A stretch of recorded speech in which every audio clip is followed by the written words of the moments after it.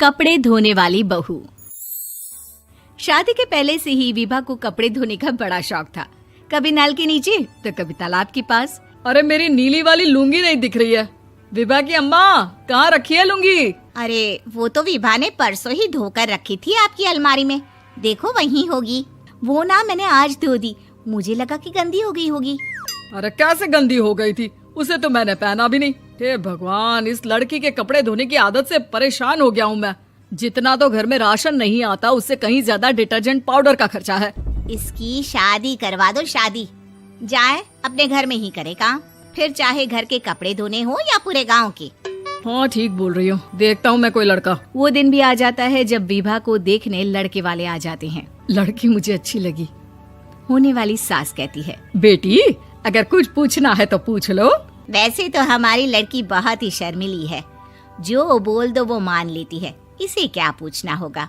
अरे कैसी बात कर रही हो माँ, मुझे इन लोगों के घर रहना है, सवाल तो कई है। हाँ हाँ बेटा, पूछ लो ना, क्या पूछना है। आप लोगों के घर कपड़े कौन धोता है? सास का मुंह बन जाता है। देखो, अगर तुम ये कहना चाहती हो कि तुम्हें कपड़े धोने नहीं आते तो सुन लो, कपड़े मैं ही धोती हूँ, लेकिन तुम्हारे आ जाने के बाद मैं रुमाल तक नहीं धोऊंगी। अरे चुप रहना भाग्यवान, बहू बेचारी घर आई नहीं, उसे डराना शुरू कर दिया। वो क्या है ना बिटिया, अभी तक तो ये कल्लू की माँ ही धोती थी, लेकिन अब तुम्हारे पापा तो दहेज में वॉशिंग मशीन देंगे ही। तभी विभा की माँ बोल पड़ती है, सवाल भी पूछा तो क्या। वैसे भाई साहब, मशीन की तो फिर भी कपड़े धोने की कैपेसिटी होती है। मतलब जो बिटिया दे रहे हैं ना विभा, इसे कपड़े धोने का बहुत शौक है। ये आप लोगों के क्या, आस पड़ोस गांव मोहल्ले सबके कपड़े धो दे और उफ तक ना करे। बाहर देखा नहीं आपने कितने कपड़े सूख रहे हैं?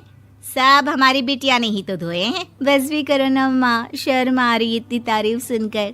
और तो और एक दाग निकाल कर दिखाओ तो मान जाओ। हाँ अच्छा, माफ करना बेटा, मैंने गलत समझा। हमें तो रिश्ता बहुत पसंद है। और ऐसे जुड़ जाता है रिश्ता कपड़े धोने का शौक रखने वाली विभा का। उसकी शादी हो जाती है कोयला फैक्ट्री में काम करने वाले कल्लू के साथ। शादी के बाद अचानक विभा चिल्लाती हुई सास के पास आती है। सासू माँ, अरे सासू माँ कहाँ है आप? ये तो धोखा है, धोखा दिया आप लोगों ने मुझे। इसे ससुर के चक्कर के बारे में पता चल गया। अरे तो उसमें तुझे क्यों धोखा मिला है? अरे नल में पानी नहीं आता, कपड़े कैसे कब धुलेंगे? अच्छा, तू पानी नहीं आ रहा उसकी बात कर रही है। तो आपने क्या सोचा? कुछ नहीं। अच्छा, तेरी माँ ने कहा था कि कपड़े धोने का शौक है तुझे, याद आया मुझे। शौक बोलकर कपड़े धोने वाले मेरे जुनून को कम ना आके सासू माँ, कपड़ा धोना मेरा गुरूर है। तभी पति भी वहाँ आ जाता है। अभी मैंने इसे सनी देओल की फिल्म दिखाई है, उसी के डायलॉग मार रही है माँ। अच्छा सुन, साफ साफ बता रही हूँ, पानी सुबह 4 से 6 और शाम को 10 से 12 आता है, समझी? विभा टाइमिंग सुनकर हैरान हो जाती है। ये क्या भूतों का मोहल्ला है? सुबह 4 बजे उठकर कौन कपड़े धोता है? 4 बजे टंकी में पानी जाता है, फिर सारा दिन धोना ना, किसने मना किया? अरे कैसी बात कर रही हैं? 200 लीटर की टंकी में कितने कपड़े धो लूंगी मैं? सुबह ही उठ जाऊंगी मैं। अब क्या था, विभा सुबह 4 से लेकर रात के 12 बजे तक कपड़े ही धोती रहती। एक रोज सास पड़ोस से निकलकर कहीं जा रही होती है कि साथ वाली कहती है, हाँ कल्लू की माँ, जरा ये बताओ कि 2 साड़ी है, 2 ब्लाउज और एक पेटीकोट और एक नाड़े वाला लंबा कच्छा। हाँ तो? अरे तो क्या, कितना लोगी धुलाई ये बताओ। धोबन दिख रहे हैं हम क्या? हमारे पति सरकारी नौकरी से अभी रिटायर हुए हैं और बेटा सुपरवाइजर है कोयला फैक्ट्री में। धोबन समझ रखा है हमें?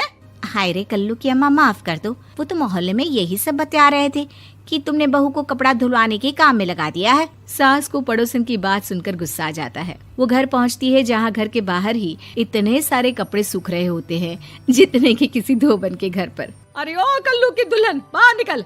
माँ जी यहीं आ जाओ, बाथरूम में चादर धो रहे हैं हम। अरे अभी हम धोते हैं, तुमको बाहर निकलो। ये आस पड़ोस वाले बोल रहे हैं कि हम बहू से कपड़े धुलवा कर उसे कपड़ा धोने वाली बना दिए हैं। अरे छोड़ो ना माँ जी, किन लोगों की बातों में आती हो? आस पास के लोगों का तो काम ही होता है कि वो किसी तरह सास बहू को लड़ा दे। बहू सारे घर के कपड़े धोती है, ये क्या कम है? बोलिए। सास को भी लग जाता है कि वो बहू का ये सनकीपन नहीं छुड़वा सकती, इससे अच्छा है कि खुद ही चुप हो जाए। एक रोज सास और बहू मंदिर जाते हैं, जहाँ सास की साड़ी वहाँ खड़ी भीख मांगने वाली से मिलती है। माँ जी क्या बात है, आपकी साड़ी उस भिखारन से कितनी मिल रही है ना? हाँ हाँ देखो तो, दोनों की साड़ी मिल रही है। क्या बात है कल्लू की अम्मा, तुम खुद को तो अफसर की बीवी बताती हो और ऐसी सिंपल सी प्लेन साड़ी पहनकर घूमती हो। सिंपल और प्लेन नहीं है ये साड़ी। तो क्या सोने के धागे से फूल बने हैं? कुछ भी सासू माँ, कुछ भी। हाँ बने थे इस साड़ी में सोने के धागे से फूल। मेरे पति लेकर आए थे मद्रास से स्पेशली मेरे लिए 10,000 की।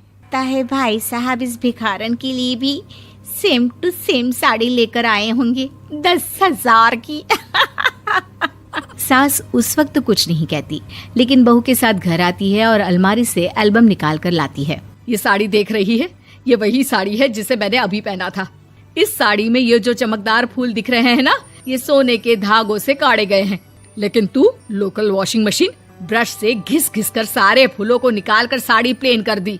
मुझे माफ कर दीजिए सासू माँ। और तो और, जब मैंने तुझे तेरी गलती के लिए कुछ नहीं कहा, लेकिन तूने तो सबके सामने मेरा मजाक ही बना दिया। क्यों? बहू को समझ में आ जाता है कि अब से उसका कपड़े धोना बंद।